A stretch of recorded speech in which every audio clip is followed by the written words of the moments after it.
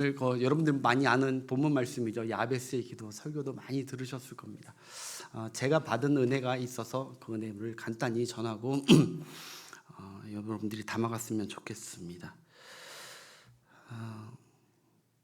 성경에는요, 왕이나 선지자, 제사장, 왕비같이 아주 특별한 직업, 특정층, 그런 신분에 있는 사람들이 하나님과 대화하고 기도하고 응답받는 것도 굉장히 많이 나와 있습니다. 그러나 때로는 성경은 우리처럼 그냥 별로 존재감 없고 늘 환난과 근심을 안고 살고 힘들고 부족하고 그런 인물들도 하나님이 기도하시면 응답해 주신다는 것을 일러주시고자 때로는 그냥 일반 아무 그냥 의미 없는 사람들의 기도를 응답했다는 것을 성경에 몇 군데 기록을 해놓았습니다. 그 대표적인 게 이제 오늘 이제 야베스거든요. 야베스 정말 여러분 아시겠지만 대단한 사람도 아니고 오히려 참 고통의 삶을 껴안고 태어난 운명같이 태어난 사람인데, 이거 하나님께서 마지막 절을 정말 이거보다 더 멋지고 성공하고 우리 말로 승리한 인생이 있을까? 그가 허락한 대로 다 허락하셨더라. 야, 진짜 저도 꿈이 있다면 이런 하나님께 응답에 선남이가 기도했던 것을 하나님께서 다 허락하셨. 그런 복된 인생이 됐으면 좋겠다. 그런 말씀을 읽으면서 소망이 생기더라고요. 여러분, 야베스에 대해서 먼저 잠깐 소개하자면, 야베스는 여러분 오늘 성경에 보니까 9절에 보니까 그는 그의 형제보다 귀중한 자라 이렇게 나왔습니다. 예전 성경이 더 나은 것 같아요. 예전 성경은 존귀한 자다라고 나옵니다. 야베스는 존귀한 자다. 그와 하나님께 존귀한 자다. 야베스를 존귀한 자라고 소개합니다. 하나님이 야베스를 어떠한 자라고 보고 계시는 겁니까? 존귀한 자라고 보고 계시는 거예요. 존귀한 자. 그가 하나님 보시기에 학벌이 뛰어난 것도 아니고 재능이 뛰어난 것도 아니고 뭐 주의를 열심히 했다 그런 것도 아니었지만, 하나님은 그를 평할 때 그는 나에게 존귀한 자다라고 여겨주셨습니다. 왜 하나님은 야베스가 다른 형제들보다 존귀한 자라고 하셨냐? 그가 바로 한번 따라합시다. 야베스는 기도하는 자였다. 아멘. 하나님께서 존귀 보시는 자들은 다른 사람들이 아닙니다. 하나님께 기도하는 자들을 하나님께서 존귀히 보십니다.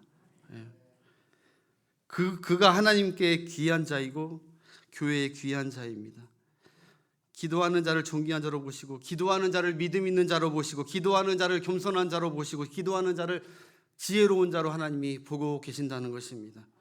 여러분, 기도하는 존귀한 여러분들로 올 한 해 살아가는 은혜가 있기를 바랍니다. 그 퀴즈를 하나 낼게요. 야베스가 과연 아버지가 있었을까 없었을까입니다. 야베스는 아버지가 계셨다 안 계셨다? 야베스는 아버지가 안 계셨습니다. 이거 어떻게 알 수 있느냐? 그 힌트가 9절에 나옵니다. 그의 어머니가 이름하여 이르되 야베스라 하였으니 라고 나옵니다. 그러니까 야베스의 이름을 어머니가 지어줬다는 거예요. 이 말은 지금 뭐냐면, 그때 당시에 중동과 이 이스라엘, 이 유대인 이런 정통은 자식의 이름은 무조건 아버지가 짓습니다. 아버지가 짓든 아니면 하나님이 지어주시는 거예요. 엄마가 짓거나 여성이 짓지는 않았습니다. 아버지가 지었습니다. 근데 이걸 보니까 엄마가 지었다는 거 합니다. 그러면 우리가 추론해 볼 수 있죠. 그 가정 형편을.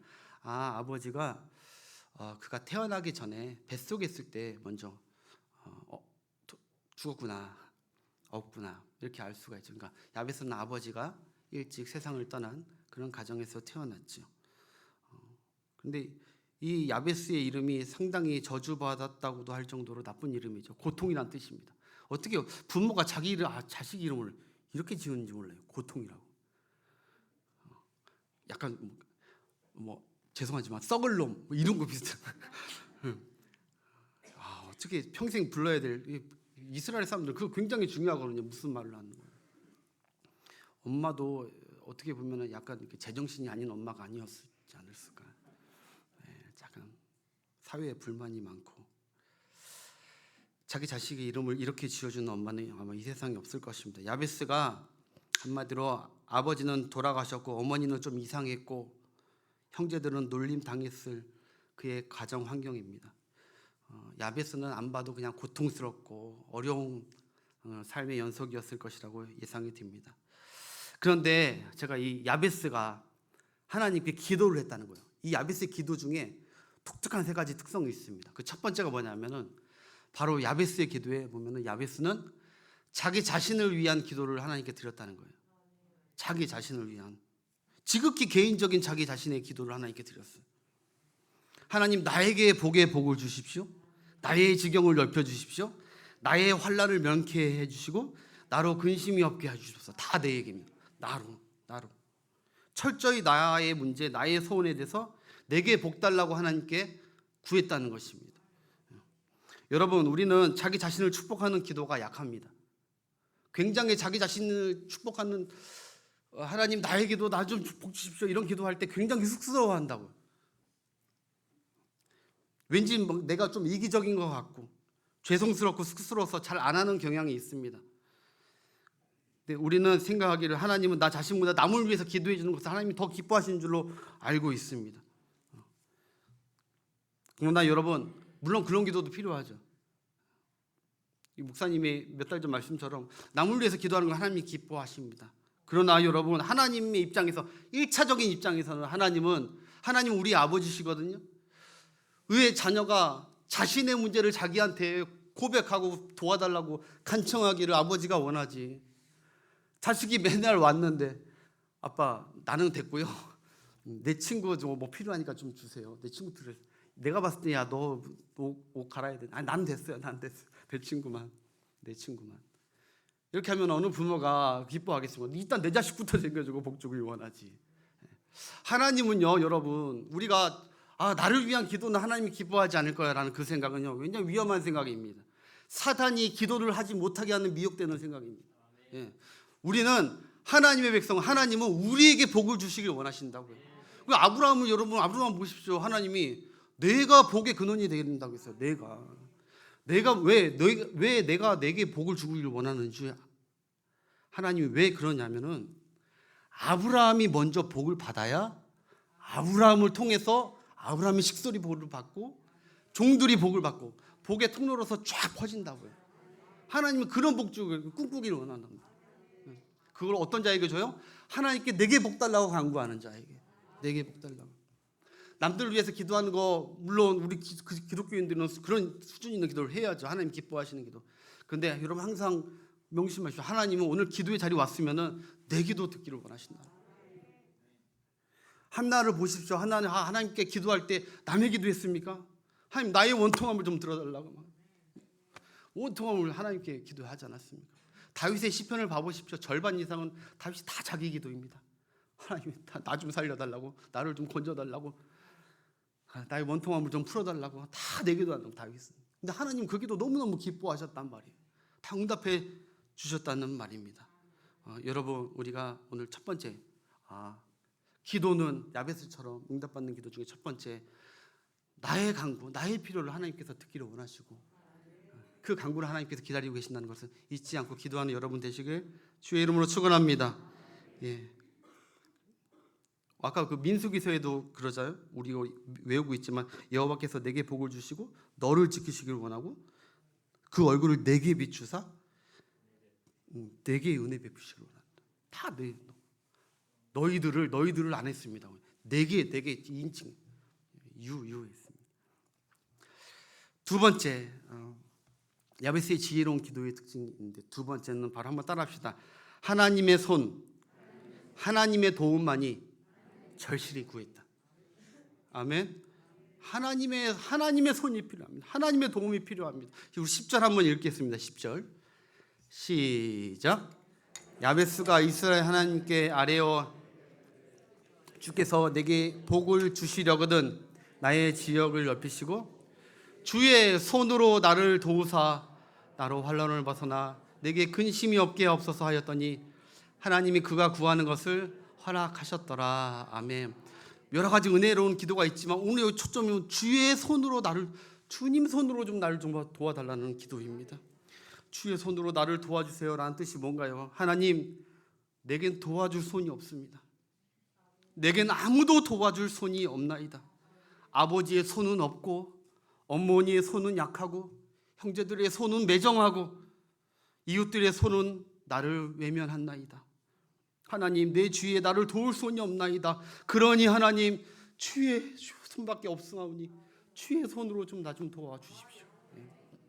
참 지혜로운 기도입니다. 주의 손을, 주님의 손을 볼 줄 아는 기도의 눈이 있었습니다.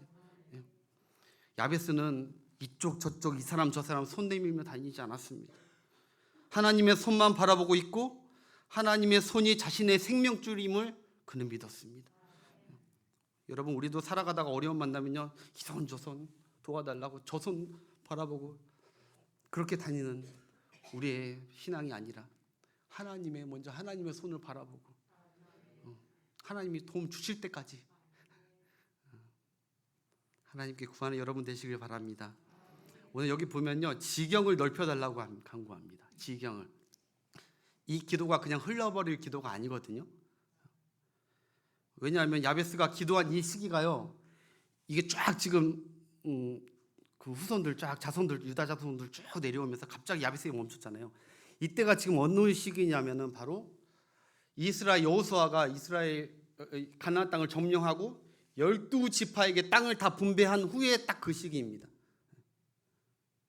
그때 하나님께서 하나님 내 지경을 넓혀달라고 기도를 지금 야베스가 드리고 있는 거예요. 하나님, 저 사람도 땅을 가졌는데, 하나님 저 옆 사람도 처자식들에게 땅을 물려주는데, 하나님 내겐 땅이 없나이다. 내게 땅 줄 분도 하나님밖에 없습니다. 누구도 내게 땅을 주지 않습니다. 하나님 내게 땅 좀 주십시오. 여러분, 야베스는 지금 땅 달라고 막 정욕적이고 탐심적으로 지금 기도하는 게 아니에요. 우리나라야 이 땅이라는 개념이 이렇게 부의 개념이잖아요. 부. 근데 이스라엘은 땅의 개념이 부의 개념이 아닙니다. 하나님의 축복, 하나님의 증표의 개념입니다. 땅이.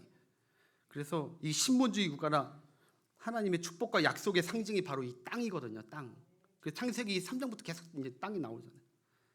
그러니까 이 기도의 동기가 하나님이 보시기에 내게도 좀 하나님의 증표 좀 주십시오.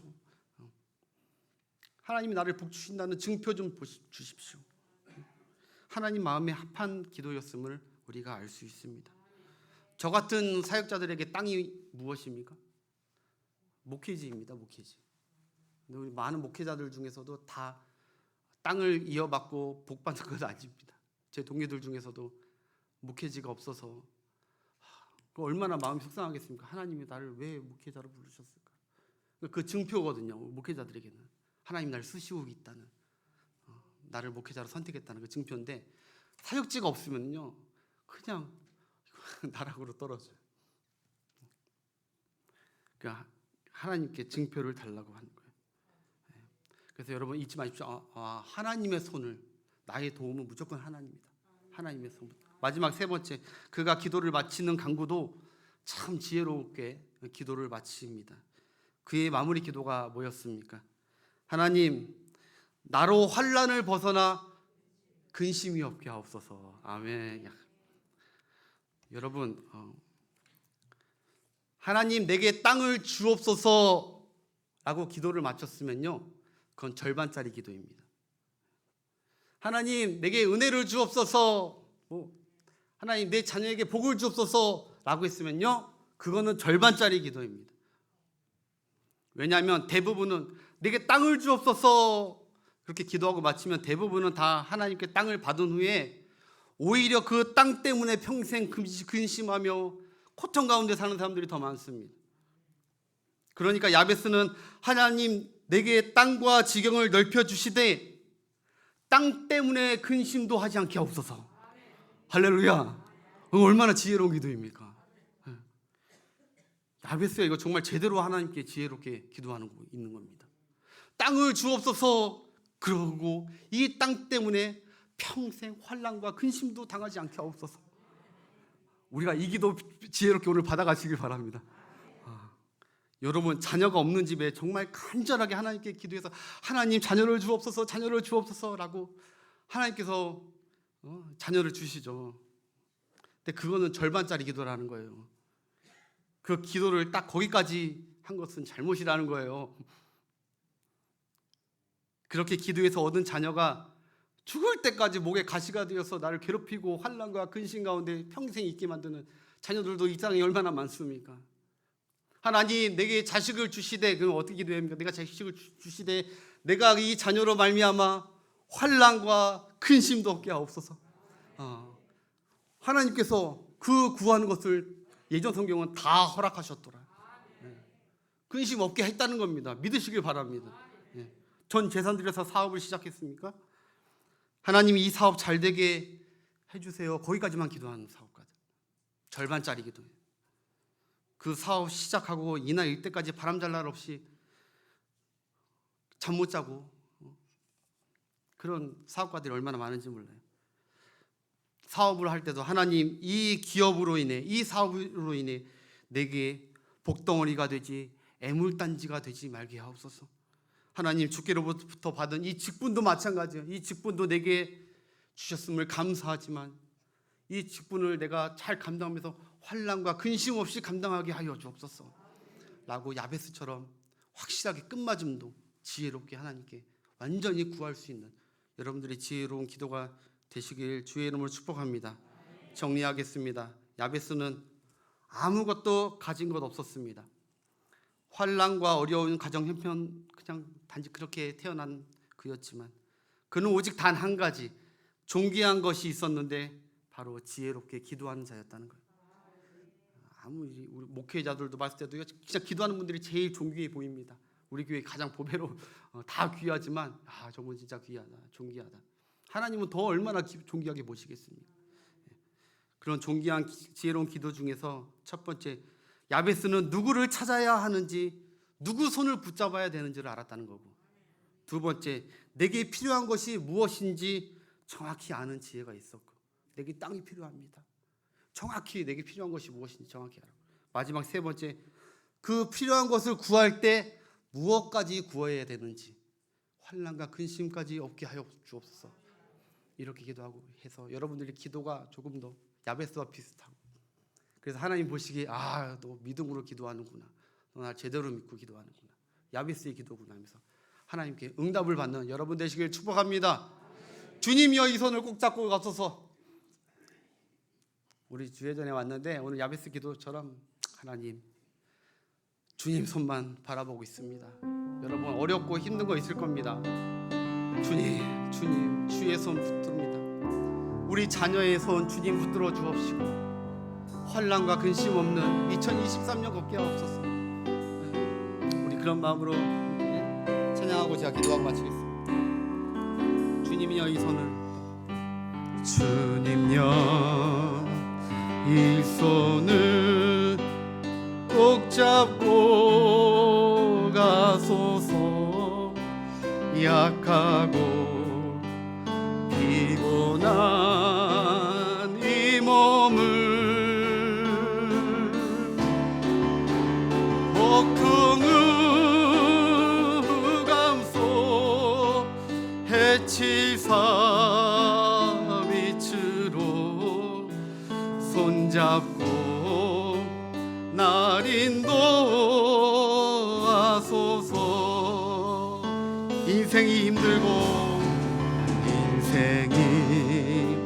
힘들고 고난이 겹칠 때에 주님여 날 도와 주소서. 지는 이 소리 귀 기울이시사 손잡고 날 인도하소서.